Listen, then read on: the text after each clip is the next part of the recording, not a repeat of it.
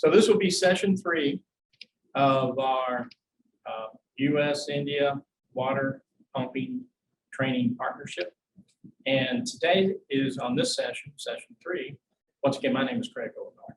And once again, in session 3, what we have to have is we have to have power in order to be able to pump water and do something with our water wells.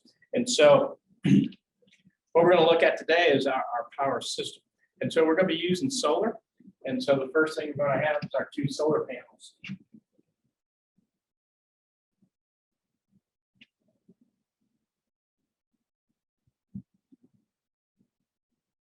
And these guys are 24 volt nominal, DC.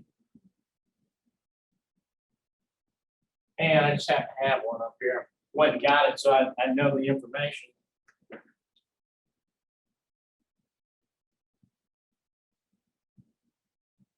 So our open circuit is 43.97. And our ISC, our short current, our design current, is 4.02. Now we have an option, so we have a positive and a negative, a positive and a negative, right? So if we were to put these in parallel,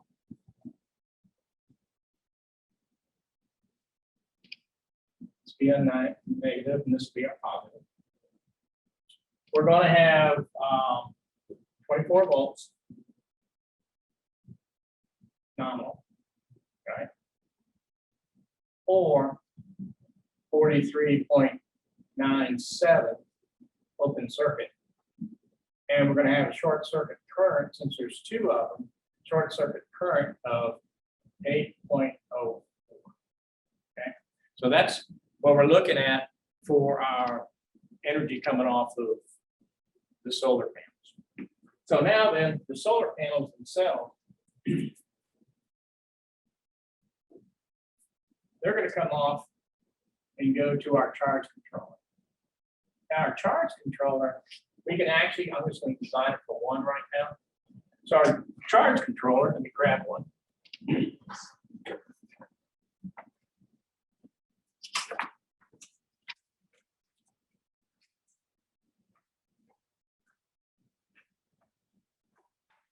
So our charge controller, it's this guy right here.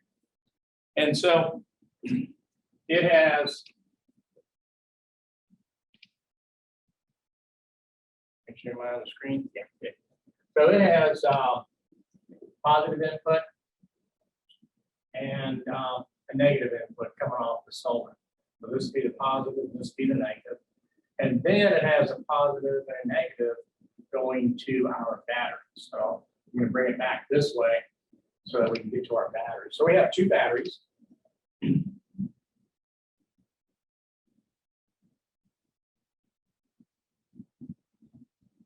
We have positive and a negative. We can do like posts.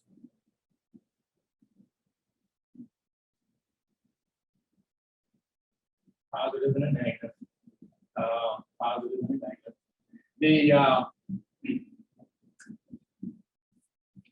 And these are 12 volt batteries.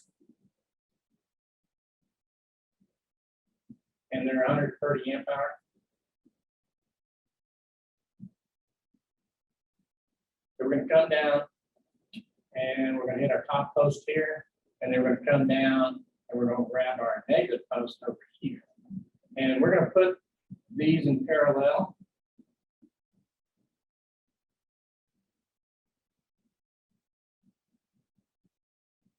So that,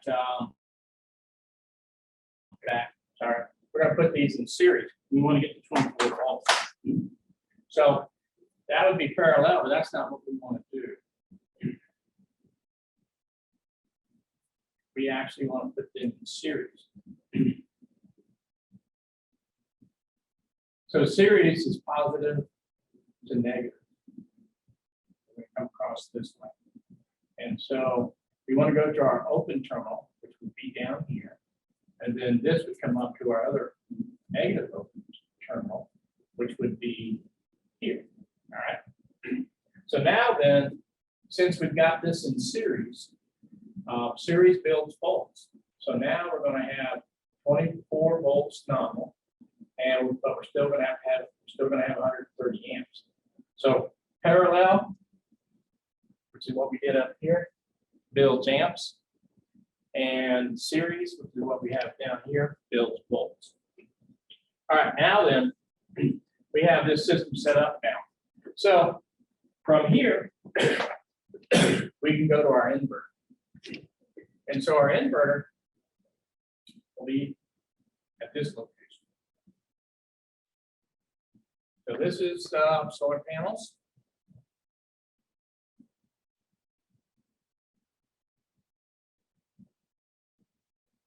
And this is our charge controller.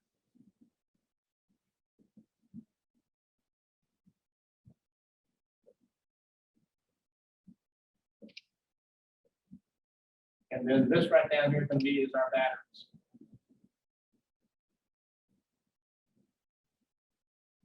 Now, according to code, we're supposed to have a fuse here.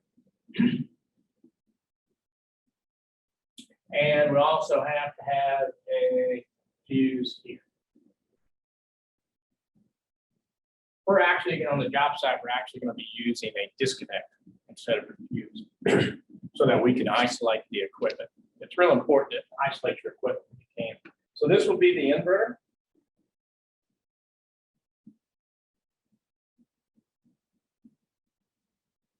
Now, one of the things that we have over here, we have a positive and a minus. So this is the load.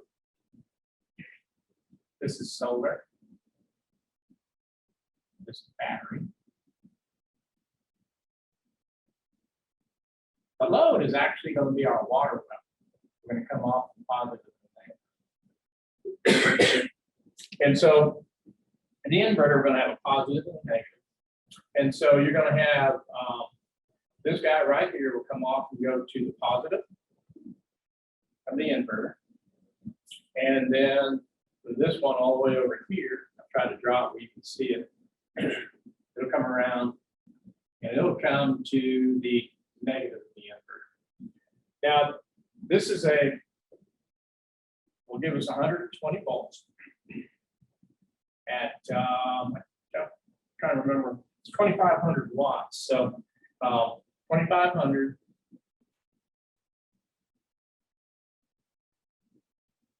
divided by 120. Let's see if I get my calculator.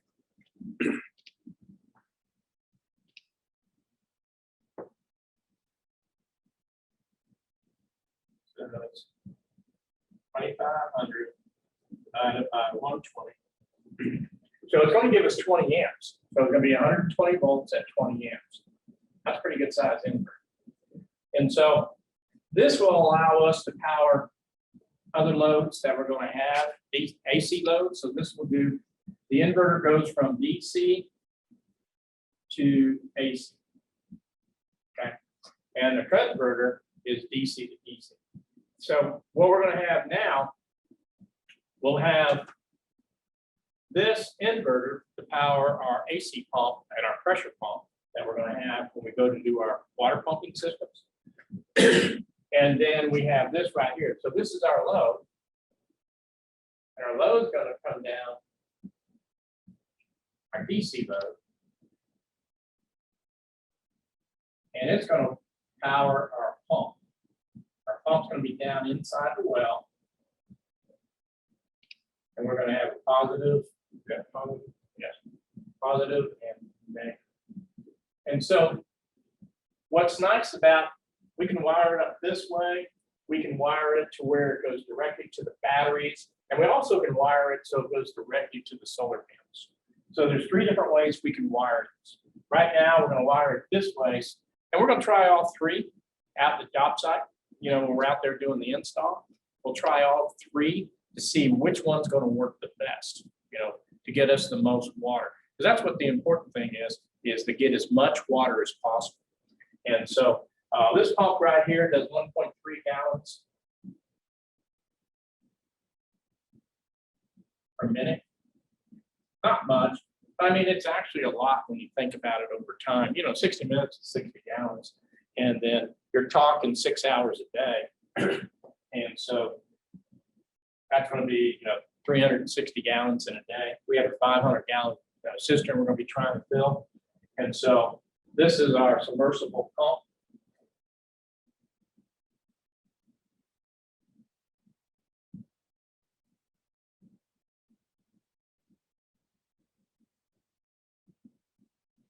And so, like I said, that's going to be down in the well. It'll be down 200 feet.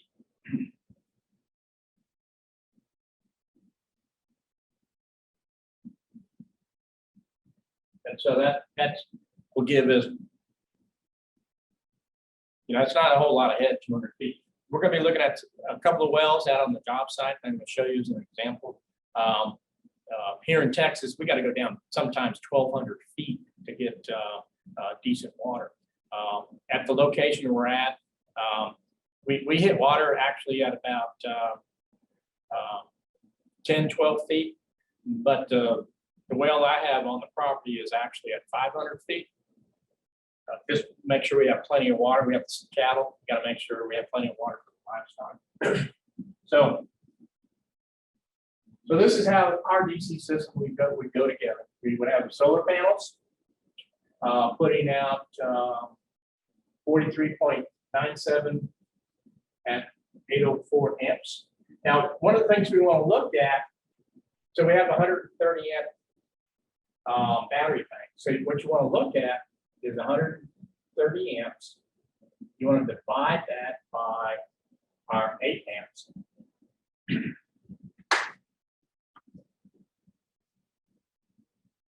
So just like the well has a recharge rate, the batteries have a recharge rate.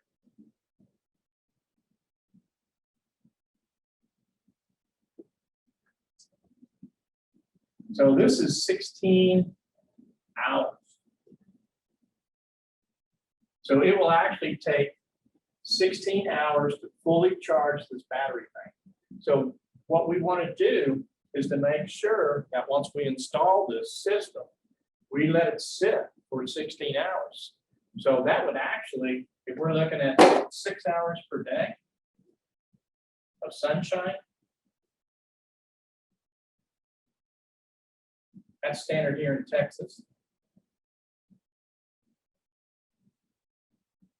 So that's going to be a little more than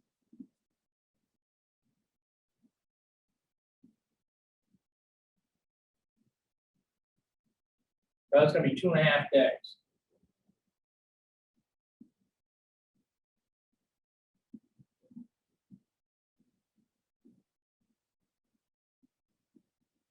So you don't want to touch this system for 2.5 days after you get it installed. You want to make sure those batteries are fully charged. And it really won't, they're already pretty much charged when they come to the job site. So it really isn't going to take 2.6 days of charge, probably only take 1 day.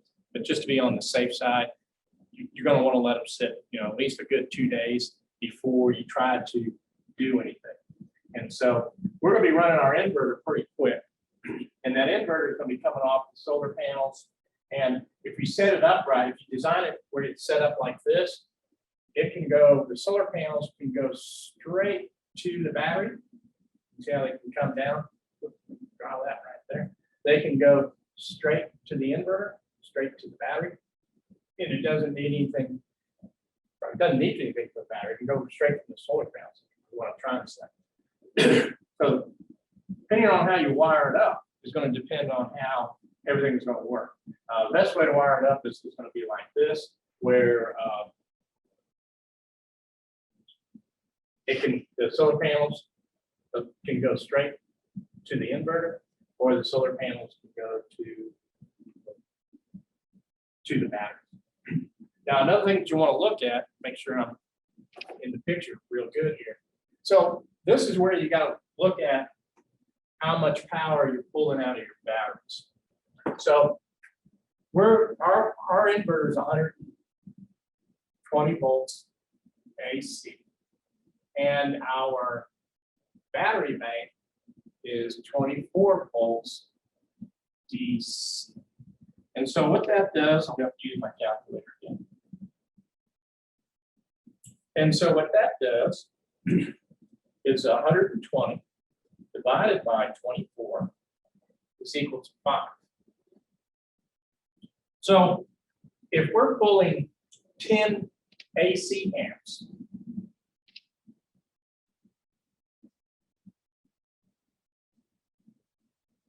we would actually have to multiply that by 5 to see how many DC amps we're actually pulling out of the battery. So 10 AC amps times 5 is 50 amps. So we're pulling 50 amps out of that battery. Another thing we want to look at real quick is the 130. So it's 130 reserve amps at 24 volts, 130. And so, and that's at the 20-hour range. So we take 130. This is how they design batteries.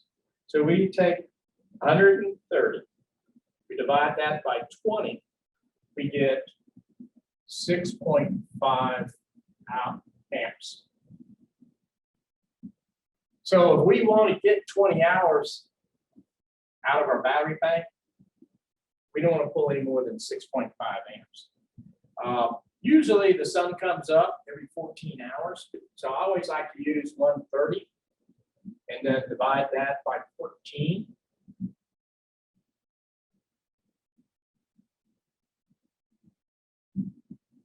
And that equals 9.2 amps. So we don't want to use more than 9.2 amps. Now then, what's nice about that is our surface pump is 8 amps. So we're in good shape there, and that surface pump is going to be coming on and off all the time. So it's really not going to affect anything. We'll be able to do some we'll have some clamp meters out on the job site when we actually get this hooked up, and we start looking at how all this is going to go together, and we'll be able to see how long all these batteries and solar panels and things like that, how much water we can actually get out of the system. And that's going to be very important when we get out there and actually get it installed. Then we can actually have some real-time data, and then we'll be able to see how much water, how much power, all these other different things that we got to look at and combine together to figure out how to make our well as most productive as possible and not damage our power system. So another situation we'll have out there, there is grid power, so the grid power is actually, a series of poles, and it has wires going across them. And so these will be our power poles, and this will be the grid. So we'll actually have some AC power out there. We want to run AC pumps, but we're running a DC pump, so we're going to use DC power. And but we'll have the surface pumps out there. The surface pumps are AC. The where I'm going with all this is we got to watch how much power we're pulling out of the batteries. So we have 130 reserve amps.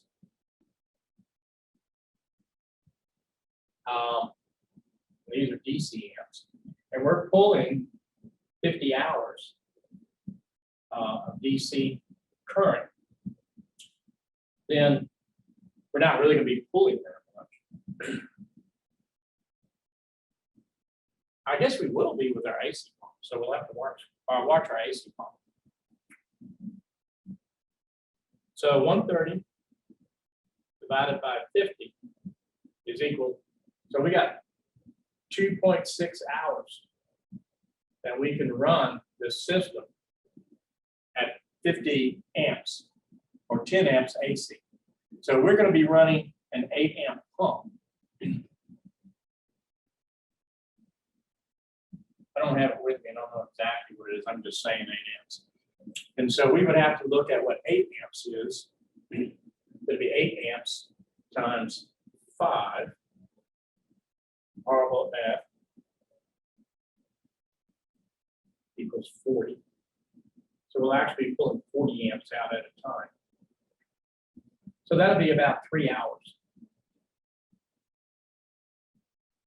below 3 hours. And so what we want to look at, but it's not going to be a constant 3 hours because we're going to have the pump's going to be hooked to a pressure tank, and the pressure switch is going to tell the pump when to kick on and off. But also we'll be feeding it constantly with our solar panels. So the batteries are there for reserve capacity. We're going to try to feed as power as much as possible with our solar panels. All right.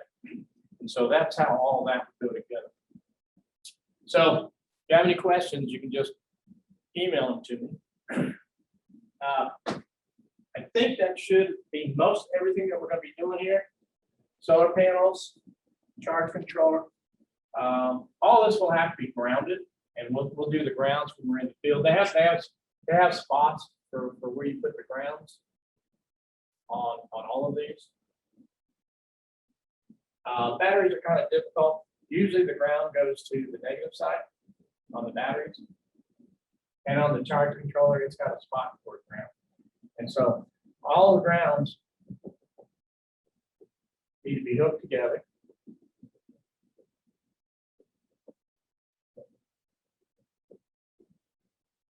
And then we'll actually have a ground rod located at one location.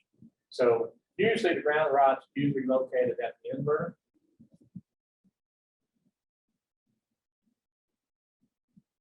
And so this would be our ground rod.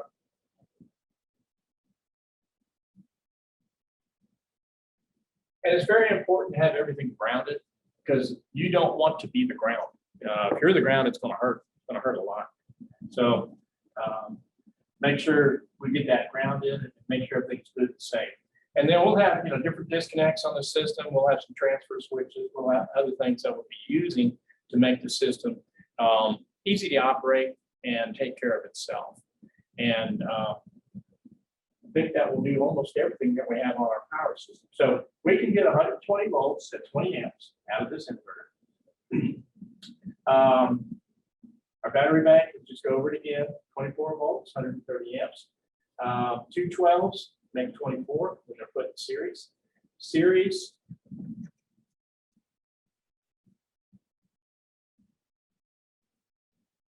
Build volts. And parallel, I'm asking how to spell parallel. Equals build amps. All right. So series will build our volts up. Parallel will build our amps up. So our solar panels, we want to build our amps here, not our volts. We're already at 24 volts. Our batteries, we want to build our volts up. And so our volts are going to go up, but our amps are going to stay the same. Over here, our volts aren't going to change, but our amps are going to go up, as you can see right here. All right, so that brings us to the end of how we're going to build our power system out in the field. Okay, so hope you all learned something from that. And then when we actually go out there and we build this, you'll actually see how it all